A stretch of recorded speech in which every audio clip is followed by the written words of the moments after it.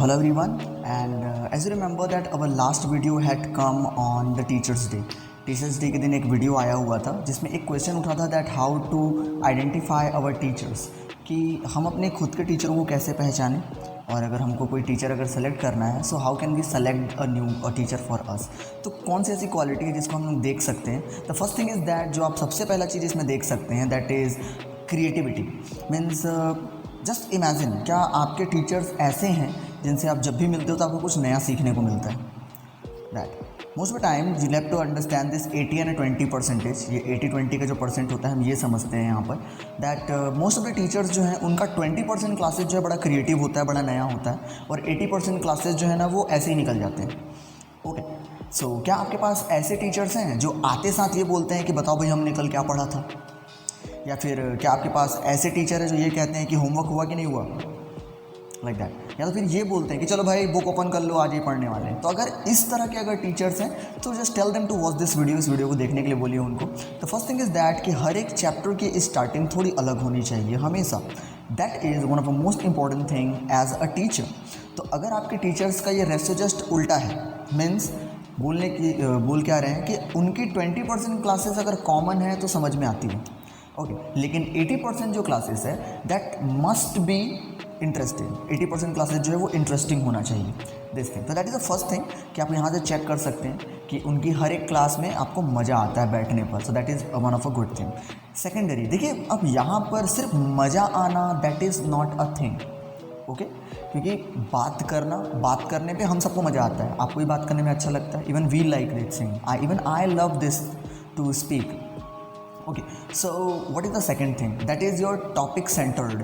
देखिए so many times this thing happen that a teacher is just teaching you, and while teaching it happened that they started motivating you now।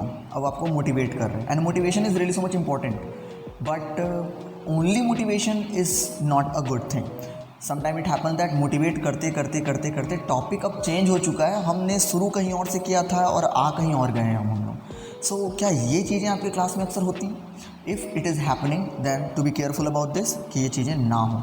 और students, अगर ये आपके class में अगर बार बार अगर होता है so literally you need to change your teachers. Okay, तो ऐसे टीचरों से थोड़ा दूर रहिए। Yes, you need to learn but stay away from them। Okay, now third one is the most important thing, that is motivational quality, motivating quality। अब देखिए, I just listen one person, the name is Shiv Khera। I just love his speaking। I just literally admire that the person speak and his flow and the book he has written that is also so good that you can win। जीत आपकी, ये जो book है वो बड़ा बेहतरीन type का book है। Okay, so I just give the link in the descriptions. आप चाहें तो वहाँ से खरीद सकते हैं उस बुक को जाकर।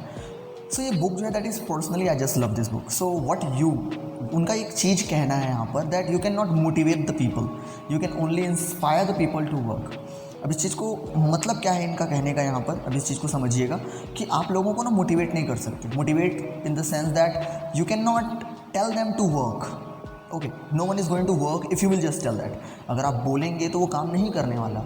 इंस्पिरेशन कब आता है? जब मैं काम करूं और मुझे देखकर आपको लगे कि यार wow, let's try to do this, मैं भी कर सकता हूँ, ये तो आसान है, लाइक दैट। तो क्या आपको अपने टीचरों को देखकर इंस्पिरेशन मिलता है? क्या आप अपने टीचरों के जैसा बनना चाहते हैं?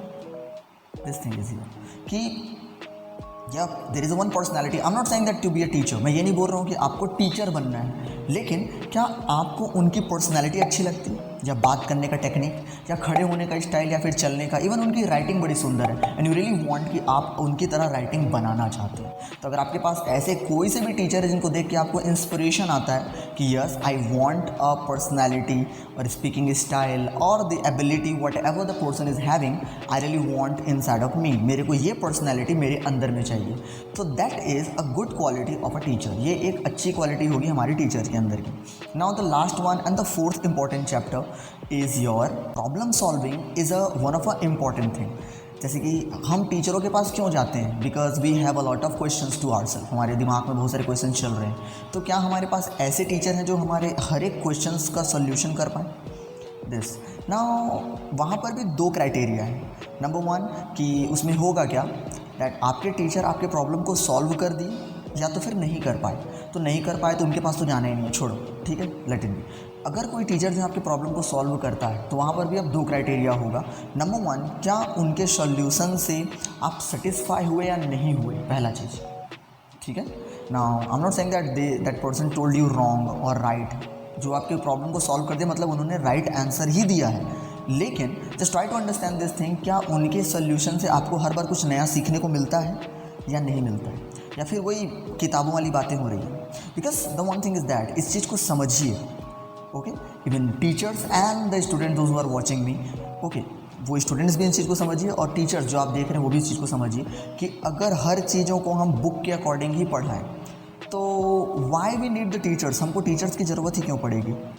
Think about it once, okay, because अगर हर चीज़ मेरे को बुक से ही पढ़ना होता तो मैं आपके पास आता ही क्यों, समझ जाते ना हम। Book is only a medium, book एक मीडियम है so that we can get some knowledge, but you'll have to serve it by your own quality, that is important here thing. So whenever we solve someone's problem, तो क्या हम वहाँ पर सिर्फ उतना ही जवाब देते जितना उनको ज़रूरत है, या we just try to teach them something new related their questions, उनके क्वेश्चन से रिलेटेड हम उनको कोई सोल्यूशन देते हैं। कि मान लेते हैं कि अगर कोई बच्चा आता है, एक छोटा सा बच्चा आता है और अगर वो पूछता है कि सर ये दोस्त को इंग्लिश में क्या कहते हैं, पता नहीं, ज़रा बताएंगे, and you just said friend कहते हैं, तो फिर डिफरेंसेस क्या रहा आप में, मुझ में और बाकी जितने भी हमारे इंग्लिश स्पीकर्स हैं या इंग्लिश ट्रेनर हैं या those who are teaching students English, तो what's the differences among we all now. Okay, differences तो तब होगा ना कि हम ये बोलें, अच्छा इसको ना हम फ्रेंड बोलते हैं, अच्छा बाय द वे एक काम करो, ये जो फ्रेंड वर्ड है ना ये काफ़ी पुराना है, तो आप ना एक काम करो, आप पाल का इस्तेमाल करो, ये एक नया वर्ड है, ओके, तो दैट इज़ न्यू, ये उसके लिए नया है। So try to tell them something new whenever a student is asking any questions to you.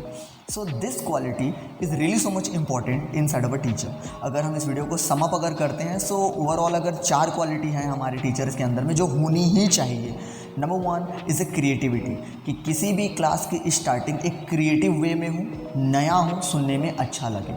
Number 2 is a topic centred, motivation important है लेकिन टॉपिक से हट कर कहीं और जाते हुए हम मोटिवेट ना करें, that is. Number 3 is a inspirational quality, जिसके लिए आपको पहले खुद पर काम करना पड़ेगा, ओके, डू नॉट से this thing that do this, prove it, okay, so it, if you will do definitely your student will follow this thing.